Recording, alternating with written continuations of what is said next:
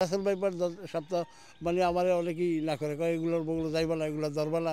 হ্যাঁ, আমি কি না, আমার তো এটা ছাড়বো না, আমি এটা ধরবো। এত বছর ধরে সাপ ধরি, এই দেশের মানুষের তো কিছু দেখাইতে পারলাম না। তো যাই হোক, একটা সাপের কামড় খেয়ে দেখি। সাপে যে আক্রমণ করছে, আক্রমণের ওগার কাজের মধ্যে আর মনে করেন লুঙ্গিটা চিরা গেছে। মানুষের উপকারই করে কিন্তু সংসারের উপকার করে না। রাতে ঘুমাইলেও একটু ভীতু থাকে যে আসলে এই আমি এখন বাইরে যাব, সাপ আছে কিনা। বিষধর সাপ যদি ওইখানে থাকে, ওই ঘরে তো যাওয়াই যায় না। পাশাপাশি ওই এলাকার মানুষও ভীতু সন্তুষ্ট হয়ে থাকে, সেখানে সে ধরে, তখন আমাদের মনে একটা স্বস্তি আসে। মন্ত্র বলতে কিছুই না, এগুলো সব হলো ট্যাকটিস। ট্যাকটিস, হাতের কাভাচিটি, চোখের নজর, ঠিক আছে, এগুলো হলো সবচেয়ে বড়।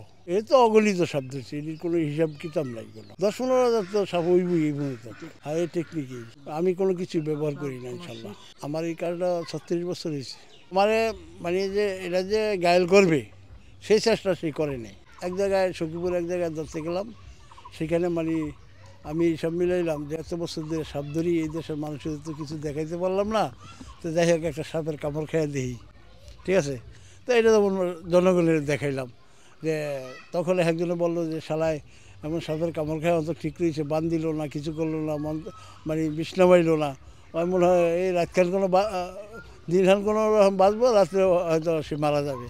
তা আল্লাহ রহমতে এই পর্যন্ত আল্লাহ বাসায় রাখছে। আরেকটা হাতে মারছিল, আর আরেকটা মারছে এই জায়গায়, আরেকটা মারছিল হোগার কাজের মধ্যে, আরেকটা মারছিল আলুতে। হোগার পিছনে ব্যাপার হলো, এটা তো হাতে ধরা ছিল। তা আমি আবার একদিকে তাকাইছি, তাকানোর পরে এটা যেমন পিছন দিকে বাড়ি দিয়েই মানে এটা আক্রমণ করছে আর কি, লুঙ্গি চিরে ফেলাইছে। সাপে যে আক্রমণ করছে, আক্রমণের ছোটো মনে মাংসের মধ্যে বেঁধে আমার ওগার কাজের মধ্যে আর মনে করেন লুঙ্গিটা চিরা গেছে। আমি নির্ভয়, সাপ যেমন নির্বিষ, আমি এরকম নির্বিষ। মানে অনেক সাপ আছে না নির্বিষ, আমি এই সাপের মতো নির্বিষ। এটা আমার তো কোনো বিষাক্ত লাগে না। রাসেল ভাইপার সাপও আমি এনার সাথেই ধরতে আছি। রাসেল ভাইপার সপ্তাহ মানে আমার অনেকেই না করে কয় এগুলোর বগুলো যাইবা না, এগুলো ধরবা না।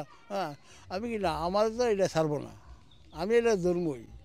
আমার সামনে পড়লে যেখানে পড়ুক, এটা আমি সাইজ করবই। সাপ মারছি এরকম না করছি, যতে ধরে মারে নেই, তার আনিয়ে দূরে ফিরে দিত, তার মারি আবার হিরে বাসকা ঘুরে তো ফিরে দিতাম। এখন আবার যে ক্ষতি আমাকে হইতে আছে এই হাফটা মারার কারণে, অত্যন্ত ক্ষতি হয়েছে। হিরে বাদ করছি, হিরে ধরাতে বয়ে তো মারে লাগছি, হাফ আনিয়ে ঘরও রাখতো, তার মারে মারে আবার ঘরে বুঝাই ফিরে দিতাম। আয় দেখতো আমি মরে দিচ্ছি, তারা ধরতো না। একজন মানুষের জান যাইব গা, মৃত্যু তুমি বাসায় আন, নিজে উড়াই দিয়া লাই যে গিয়া তখন জানে থাকতে পারবো না, তার ধরে কেলাব আছে। মানুষের উপকারই করে কিন্তু সংসারের উপকার করে না। এই যে সকালে একটু কাজ করতে করছি, আর মনে হয় যে দৌড় দিছে, আমার কাজ করতে হয়, বলদি লিখতে হয়, নিজের খাটতে হয়, পরিশ্রম করতে হয়, কিন্তু এই সংসার খায়ও না, সেই ঝামেলায় যাইও না। আমার ভালো লাগার কাম করে না, হ্যাঁ মানুষের জনগণের উপকার করে। জনগণের উপকার করলে আর বিলে আল্লাহ বালা করবো, আবার নিজেরও হায়াত বাড়বো।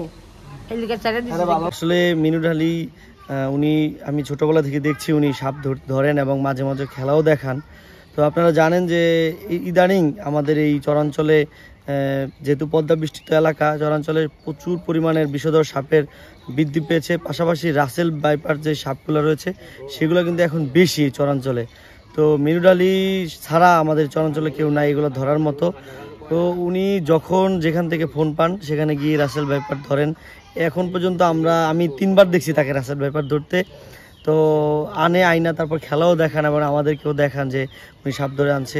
এটা আমাদের এলাকার জন্য একটি গর্বের বিষয় যে যেখানে মানুষ ভয়ে বাসা থেকে বেরোতে পারছে না, ছোট ছোট বাচ্চারা স্কুলে যেতে চাচ্ছেন না, কারণ যেহেতু স্কুল আমাদের এই চরাঞ্চলে একটু দূরে হয় এবং বন জঙ্গল দিয়ে স্কুলে যেতে হয়, বাচ্চারাও যেতে চাচ্ছে না। তারপর অন্য অন্য লোকজনও কিন্তু এখন হাটে বাজারে আসতে একটু ভয় পায়, রাতে ঘুমাইলেও একটু ভীতু থাকে যে আসলে এই আমি এখন বাইরে যাব, সাপ আছে কিনা। তবে এই যে সাপের বৃদ্ধি এখন এই চরাঞ্চলে ব্যাপক হারে, আমি আপনাকে যদি এই চরাঞ্চলে ঘুরাই, আপনি 1 ঘন্টার মধ্যে বেশ কয়েকটা সাপ দেখবেন। কিছুক্ষণ আগেও কিন্তু আমাদেরকে একটা সাপ ধরে এনে মিনু ঢালি খেলা দেখিয়েছেন। মিনু ঢালি আঙ্কেল কিন্তু এই আমাদের চরাঞ্চলের জন্য একদম আসলে কি বলবো, সে আমাদের জন্য একটা উপকার বয়ে আনছেন। কারণ এই চরাঞ্চলে কিন্তু অন্য কেউ এভাবে সাপ ধরে না। যখন মানে রাতে 3টা বাজে আপনি ফোন দিবেন যে এখানে সাপ আছে, সে উঠে চলে যাবে এবং ওই সাপ ধরা পর্যন্ত সে ওইখানে মাটি খোঁড়া লাগবে, খুঁড়বে, বিভিন্ন জায়গায় তল্লাশি চালাবে, মানে সাপ সে ধরবেই, এটা তার একটা নেশায় পরিণত হয়েছে। এবং ভালো লাগা থেকে, ভালোবাসা থেকে সে সাপ ধরে, আমরাও এটা উপভোগ করি। আর পাশাপাশি আমাদের কিন্তু এটা একটা উপকার হচ্ছে, কারণ বিষধর সাপ যদি ওইখানে থাকে, ওই ঘরে তো যাওয়াই যায় না, পাশাপাশি ওই এলাকার মানুষও বিদ্যুৎ সন্তুষ্ট হয়ে থাকে, সেখানে সে ধরে, তখন আমাদের মনে একটা স্বস্তি আসে। আমরা চাই মিনুট আলী আঙ্কেলকে সরকারিভাবে বিভিন্ন সংস্থা এবং বন বিভাগ রয়েছে, তারা যাতে তাকে সম্মানিত করলে তাতে আগ্রহ তার বাড়বে। এটা আসলে এলাকাবাসী হিসেবে এটুকুই বলতে পারি, কারণ এটা আমাদের জনগণের স্বার্থে উনি নিজের স্বার্থটাকে বিলীন করে আমাদের জনগণের স্বার্থটাকে ঊর্ধ্বে রেখে উনি কাজ করে যাচ্ছে দিনরাত নিরলসভাবে। এটা আসলে অনেকেই চেষ্টা করলেও সম্ভব না, আমরা যারা সাধারণ মানুষ আছি সবার পক্ষে সম্ভব না এই ধরনের একটা রিস্কি কাজ করার জন্য। কিন্তু আসলে উনি নিজের জীবনটাকে বাজি রেখে জনগণকে সুফল বয়ে দিচ্ছে, এটাই আমাদের কাছে আসলে অনেক চাওয়া পাওয়া।